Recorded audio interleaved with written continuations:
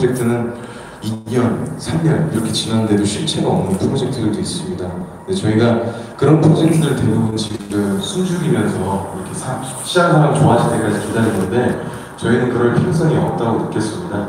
왜냐하면 비트코인이랑 저희는 다르게 갈 것이기 때문에 그런 자신감을 가지고 내부 행사 이렇게 내부적으로 행사를 자주 하고 있고요. 제가 오늘 설명을 드리기 전에 저희가 영상을 한 2가지 정도 보여드릴 거예요. 저희 영상 2개가 처음에는 이제 암호화폐랑 법정화폐에 대한 정의, 그리고 두 번째는 스테이블 코인에 대한 내용들에 대한 영상인데 5분씩 가량 하면 10분 정도 시청하실 수 있겠습니다. 그래서 그거 시청 제가 다 드리고 나서 그러고 나서 프로젝트에 대해서 좀 쉽고 간단하게 설명드릴 수 있도록 하겠습니다.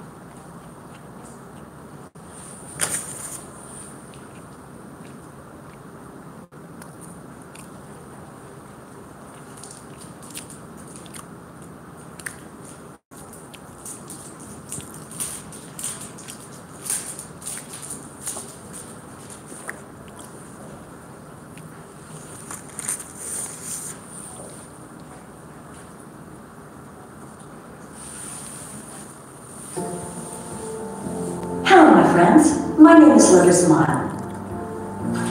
Do you know what money is? You use it every day to buy food, to pay for a taxi, get as a wedding gift. Do you know where money comes from? Let's look at a bit of history. Once people realized that gold could be stored for a long time, it was fairly easy to divide and carry, and at the same time it was possible to make fashionable jewelry from it. Great money. But it was difficult to check every time whether the gold was real or not. Therefore, people decided they should delegate someone to check the quality of the gold. But who? The king. Who else? At first, minted coins from real precious metals. Of course, because the coin was a portrait of the king, he was responsible for the quality of the money. But then the kings realized that costs were rising. However, there was a want for parties, new castles, and young women. Also, there was a need to build up the empires, fighting the neighbors. And accounting is too boring. And then they realized, let's dilute the gold with something simpler. The hamsters won't know it anyway. And they began to recall old coins and replace them by minting new ones. Yes, they were excited about that idea, and after a couple of 100 years, there were no valuable metals in coins at all. And then they decided that it would be easier to print money on paper. Why? Because it's easier to carry. And in the middle of the 20th century, the presidents finally admitted that money is not backed by anything. Nothing. Nothing. All these dollars, euros, yuan, shillings, and pounds are just candy wrappers. But the word candy wrappers does not sound very nice. That's why they were called fiat. In many countries, even highly respected ones, the rulers forcibly took the gold from the population and forced them to use candy wrappers. Fiat. The easier it was to print money, the more they were printed, and the more often financial crises occurred. And when computers, internet, and plastic cards appeared, governments could simply draw money with the push of a button. And the crises went one after another. Great Britain, 1992. Russia, 1998. USA, 2008. Europe, 2014. And where is the source of these crises, dear friend? The kings. The problem is that people have to trust the central bank, but they cannot verify its integrity. Therefore, in 2009, Satoshi Nakamoto made Bitcoin. What is Bitcoin? First, it has no owner. Yes, no author, no owner. It belongs to the world. Second, everyone knows the principle by which new coins are minted. It's the same for everyone, and it is very difficult to fake. This is what decentralization is all about. Anyone can become a member of the system. All participants play according to the same generally known rules. But even Bitcoin has problems. Transactions are expensive and slow, and most importantly, huge price volatility. Calm, dear friends. Soon I will tell you how to do it right.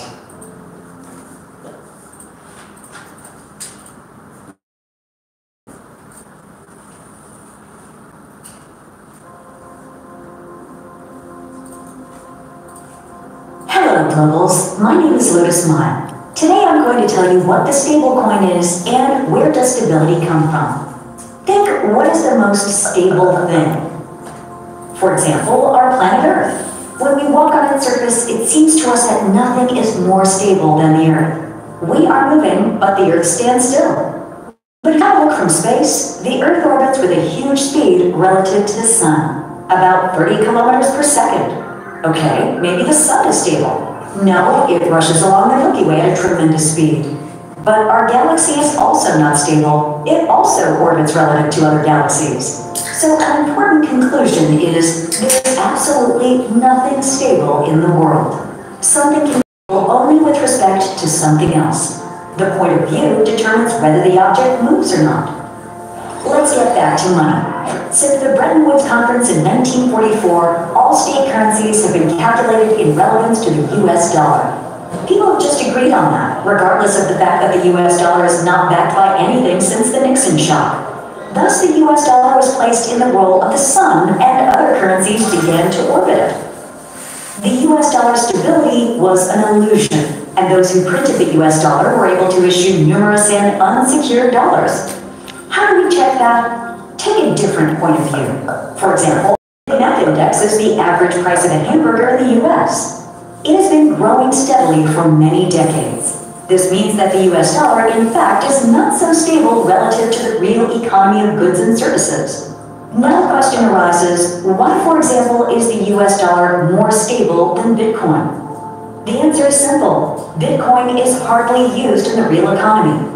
It's not used to purchase coffee, nor oil tankers, nor airplanes. Therefore, the Bitcoin rate depends only on the cost of mining and on the emotional crypto exchange's background.